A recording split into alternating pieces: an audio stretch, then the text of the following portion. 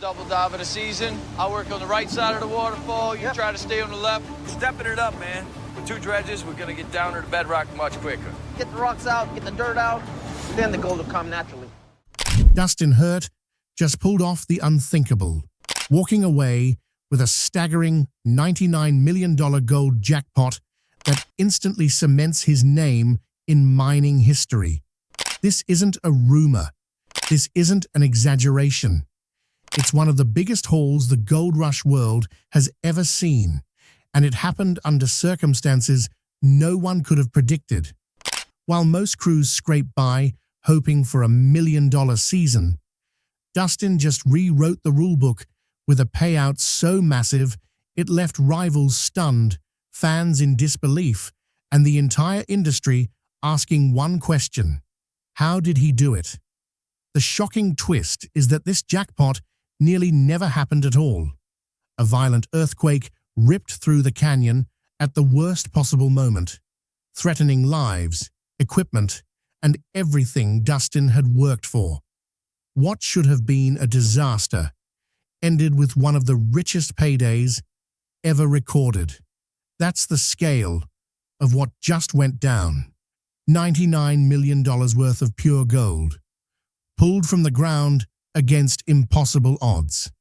If you want to know how things unfolded after this jackpot and what it means for Dustin's future, make sure to like this video and subscribe, because the story behind this discovery is just getting started. The first spark came in silence. Dustin Hurt and his crew broke into a stretch of canyon no one had charted before, a jagged scar carved by ancient floods. When the first shovel tore into the gravel bed, they expected dust, maybe flakes. But what spilled out was unlike anything they had ever seen. Nuggets as large as fists tumbled free, their edges smooth from centuries of rushing water. The gravel itself shimmered as if someone had spilled powdered sunlight into the riverbed. Words spread across camp in a single breathless wave. This wasn't just a strike, it was a jackpot, an estimated $99 million in raw gold staring back at them. The canyon floor told a story of impossible fortune. What geologists later suspected was an ancient river channel, collapsed and buried for millennia, had created a natural vault. Every flood, every landslide for centuries had funneled wealth into this one secret pocket, sealing it away like a treasure chest under stone. Crew members froze, staring in disbelief as sluice mats overflowed in minutes and crates filled faster than they could be nailed shut. Some men muttered that this was it. The fabled mother lode whispered about since the 19th century, the strike-old journals swore was out there, but no one had ever seen. The camp buzzed with euphoria, but beneath the cheers lingered a quiet shiver. Wealth this vast never comes without a price. That unease deepened as locals began to speak. The canyon had always carried a reputation, a place of vanishing expeditions and whispered curses. Rusted tools and collapsed shafts still lay half-swallowed in the undergrowth, grim reminders of men who sought fortune but never returned. Indigenous elders shook their heads when they heard Dustin's news, repeating stories passed down for generations, that the canyon was a resting place of spirits, and disturbing its veins was to invite their anger. Old mining journals from the 1800s recorded eerily similar events, descriptions of gold so bright it blinded us, followed by violent earthquakes that swallowed entire crews. Paranormal researchers had long claimed this valley sat on a crossing of ley lines, an energy nexus where the earth itself pushed back against intrusion. Still, Dustin pressed on, unwilling to let folklore overshadow fortune. Yet the deeper they dug, the stranger things became. The ground beneath their boots trembled with no warning, like the canyon was breathing. Small rockfalls began to pepper the camp, each louder, heavier, more dangerous than the last. Generators sparked and shorted out for no reason. Drills stalled in solid ground. Radios filled with static even when towers were clear. Scientists brought in for monitoring reported microquakes clustering directly beneath Dustin's dig zone. Tiny tremors that looked like a swarm building towards something greater. Arguments flared around the fire at night. Some crew swore they had enough. Walk away now and they would all be rich beyond imagination. Others argued that leaving meant betraying the chance of a lifetime. Through it all, Dustin stood unwavering, his conviction sharpening into a challenge. If fortune like this truly came once in history, then the Earth itself would have to stop him. And then it yielded. Quartz boulders, unlike anything the men had ever seen, were dragged from the depths of the pit, each one streaked with glimmering veins of pure gold that flashed beneath the work lights. Some were so heavy they strained the cables of winches designed to haul machinery. Yet every fracture in the stone glittered with fortune. These were not just nuggets, they were geological time capsules, each worth millions on its own. Crewmen who had spent decades panning for crumbs of dust stood slack-jawed, hands trembling, unable to reconcile what their eyes were seeing. The canyon was no longer just a claim. It was a vault, cracked open, spilling riches that looked more myth than reality. The chaos of abundance took on its own rhythm.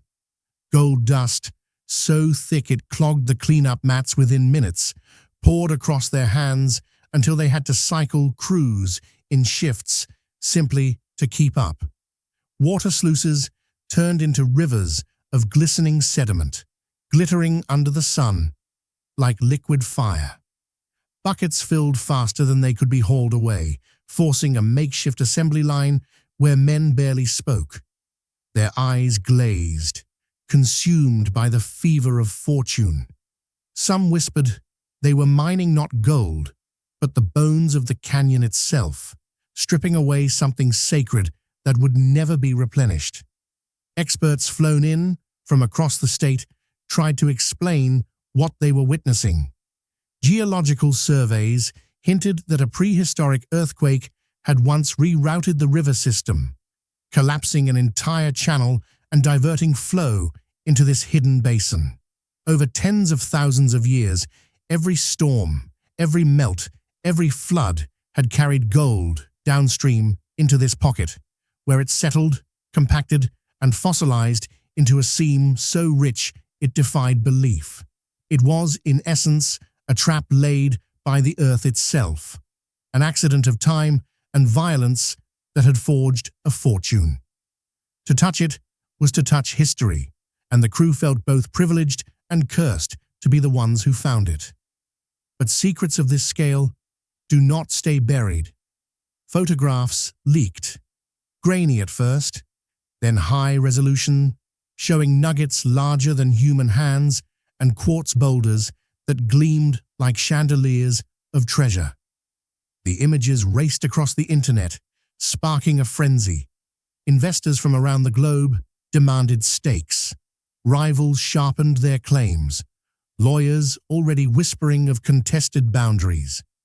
Treasure hunters, fortune seekers, and opportunists began descending on the canyon from every direction, convinced they too could carve a piece of the jackpot. The once isolated site transformed into a target, a glowing beacon that drew greed like moths to a flame. What had been a triumph now became a burden too heavy to carry in peace. And then, without warning, the canyon turned. It began as a low groan, a sound that seemed to come from the bones of the earth itself. Men froze mid-swing, dust trembling off their helmets. The ground heaved once, then again, before exploding into a deafening roar that drowned out all thought. Walls of stone sheared away from the canyon sides, slamming into the valley with the force of thunderclaps. Entire slopes disintegrated, burying pathways, severing equipment lines, and shrouding the camp in suffocating clouds of dirt. Heavy machinery toppled like toys. Excavators slid sideways into pits, their metal arms twisting as boulders rained down. Containers filled with millions in gold were swallowed in an instant, vanishing beneath avalanches of rock. Water mains ruptured, unleashing torrents that surged through the site, flooding pits and sweeping debris like a flash flood. Men screamed over the noise, their voices lost in the quake's relentless fury. Some were thrown from vehicles, bodies hurled to the ground as trucks lurched sideways. Others scrambled for cover, dodging boulders that crashed like meteors, each one large enough to erase a man in a heartbeat. The once celebrated Jackpot had transformed into a tomb, a death trap threatening to bury both fortune and those who dared claim it. Survivors would later describe it with chilling simplicity. It was as if the canyon itself rose up in fury to take back what we had stolen. Through the chaos, Dustin fought like a man possessed.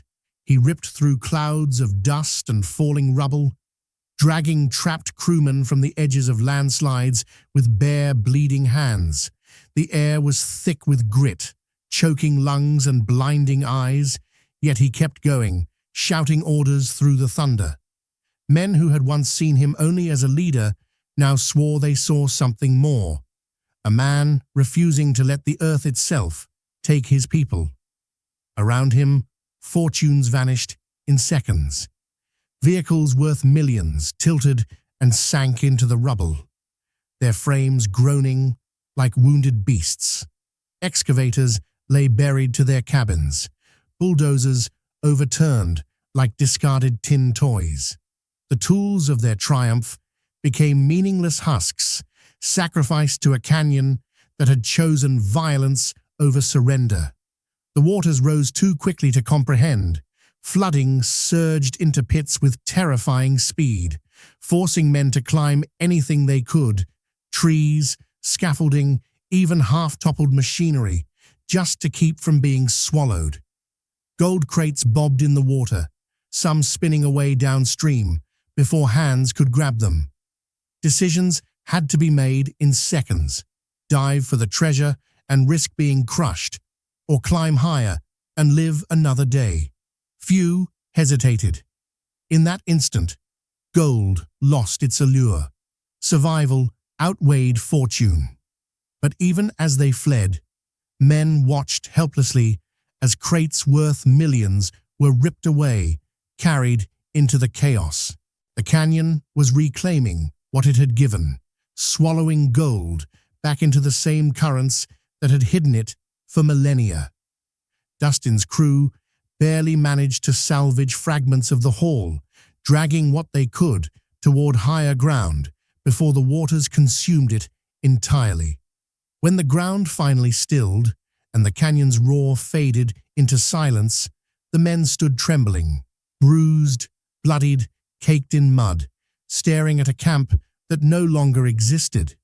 Injuries were everywhere: broken bones, shattered equipment, minds fractured by what they had endured. Yet against every odd, they were alive. The price was steep: machines lost, fortunes swallowed, and the dream of gold reduced to the simple relief of survival. But even in their exhaustion, no one dared to believe the ordeal was truly over, because the canyon did not rest. At night, when the men crept along the edges of the ruined site, they saw fissures in the rock that pulsed with a faint glow, like veins of fire running deep through the stone.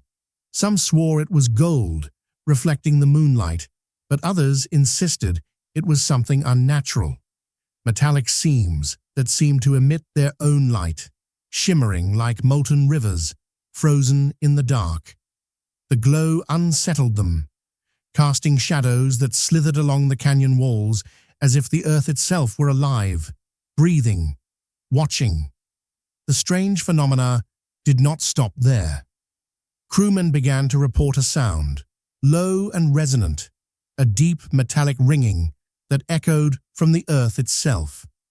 At first, they thought it was wind trapped in the fissures or shifting stone reverberating through hollow chambers. But the sound persisted, humming in waves, sometimes lasting minutes, sometimes vanishing as quickly as it came. Dustin described it as standing inside a massive bell being struck somewhere in the deep, the vibrations crawling into his bones. Scientists called it seismic echoes, a harmless side effect of aftershocks reverberating through fractured stone. Yet the men who heard it at night did not believe. To them it was something older, stranger, as though the earth was warning them not to dig deeper. Even the instruments they brought in to measure the anomalies began to fail. Magnetometers spiked and fell into nonsense, swinging wildly as if caught in invisible currents. Seismic monitors, meant to detect aftershocks, flickered with unreadable data, registering tremors where there were none and silence where ground should have been shaking. Geologists shook their heads, unable to explain, scribbling notes they refused to share. To the crew, it was simple. The canyon did not want them there, and every machine proved it. Rumors spread like fire through the surrounding towns. The quake was no accident, they said. It was a warning. Some whispered that beneath the gold lay something far older, buried intentionally, guarded by forces unseen. Stories twisted into speculation, lost civilizations, indigenous burial grounds, or even relics hidden by explorers centuries earlier. The quake was not random. It was a defense mechanism, a violent rejection of those who had disturbed what should have been left untouched. Locals repeated a phrase that soon became gospel. The canyon does not give without taking. Yet despite the fear and the myths, the gold was real, and Dustin knew it had to be counted. Back at base, crates were pried open, pans emptied, and scales overloaded with raw metal. The final tally sent shockwaves across the mining world. $99 million in gold, confirmed. Never in the history of Gold Rush had a single haul reached such a figure. Bars were cast, samples tested, values recorded. Men who had worked entire careers for a fraction of this stared at mountains of yellow wealth, still stunned that they had touched it, held it, and lived to tell the tale. The sheer weight of the recovered gold presented a new kind of problem. Moving it was nearly as difficult as finding it. Trucks had to be reinforced, their axles straining under the load. Some shipments required helicopters, the rotors kicking up storms of dust as they ferried crates to safety. Every transfer felt like a gauntlet, every journey shadowed by the fear of robbery or sabotage. For a fortune this size, even allies could turn into predators. And yet not all of it was theirs. A portion of the treasure still lay buried beneath collapsed rock, unreachable until the canyon stabilized, if it ever did. Engineers estimated that millions more remained locked away, sealed under walls too unstable to risk breaching. That truth gnawed at Dustin, the knowledge that even as he held near unimaginable wealth, an even greater fortune still slumbered just beyond his grasp. It was the cruelest temptation, a reminder that the canyon had given enough to change their lives, but not enough to satisfy their hunger. Investors, insurers, and rivals swarmed the story. Some questioned whether the gold could even be claimed legally under such catastrophic conditions. Lawyers pored over maps, contesting boundaries, arguing whether Dustin had trespassed onto forbidden zones in his desperation to chase the vein. Insurance companies, staring at claims for destroyed machinery and injured men, clashed with contractors who insisted the payout was beyond valid precedent. To Dustin, none of it mattered. The tally was bittersweet. He had the gold, but every ounce of it felt tied to the memory of the quake, to the screams and the dust, to the friends nearly buried beneath the weight of their discovery. And still, others were not impressed. Across the Yukon and Alaska, rival miners dismissed Dustin's windfall as nothing more than blind luck. They argued he had stumbled onto a fortune carved by disaster, that he had risked lives recklessly, gambling against seismic warnings he should have heeded. In bars and mining camps, the story was told with scorn. Dustin hadn't outworked anyone. He had simply rolled the dice and nearly killed his men in the process. Accusations grew louder. Some claimed he had extended beyond legal claim boundaries, that the richest parts of the haul had been taken from disputed zones. Rumors of claim jumping spread, fueled by rivals eager to drag his name through the mud. Others hinted that the quake itself had been triggered by his team's reckless blasting, a man-made catastrophe disguised as natural disaster. Online forums became battlegrounds. Was Dustin a hero who stood against death itself to secure the greatest jackpot in mining history? Or was he a reckless gambler who nearly doomed his crew and stole fortune from ground that was never his? Fan pages split into warring camps, every photograph, every grainy video dissected for proof of guilt or glory. Among rivals, whispers hardened into promises. Some swore they would return to the canyon and finish what Dustin had started. To them, the jackpot was not his triumph, but an open challenge, a gauntlet thrown across the mining world. The canyon had revealed its treasure once. Who was to say it would not again? And as the arguments raged, theories spiraled beyond reason. Some claimed the gold wasn't natural at all, but part of a forgotten government reserve, an underground vault disguised as geology, accidentally exposed by Dustin's dig. Others whispered of a military cache, buried in secrecy, its unearthing now threatening to unravel state secrets. Paranormal circles went further, seizing on the glowing fissures and strange humming.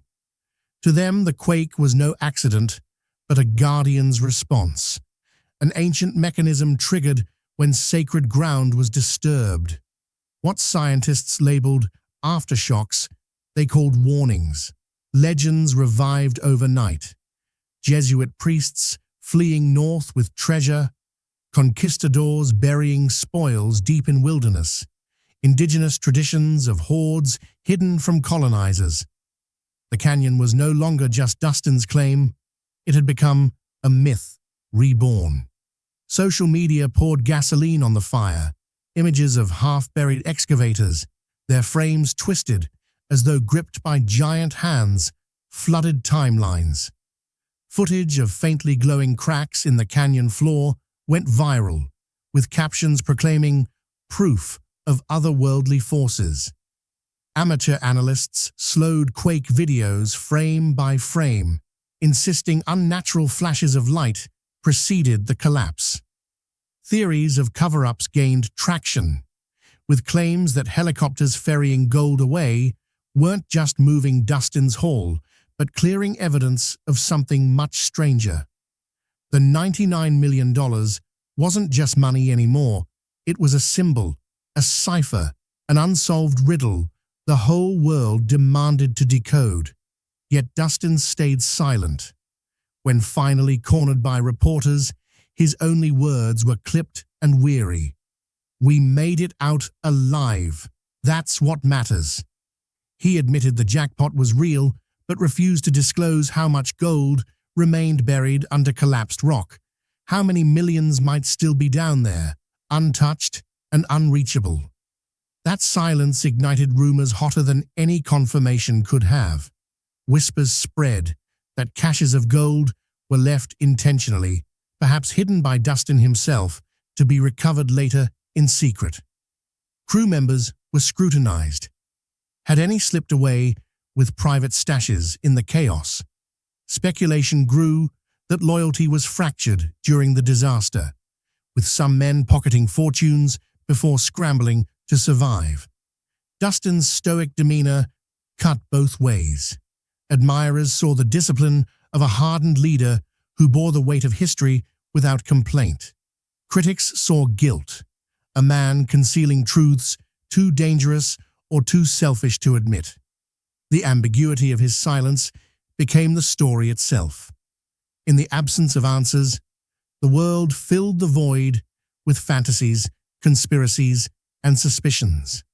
For Dustin, every word unsaid only deepened the canyon's legend, blurring the line between truth and myth. But myth doesn't stay dormant. The canyon, sealed off by authorities as unstable and lethal, became a forbidden shrine. Its jagged cliffs and fractured walls now stood as both warning and promise.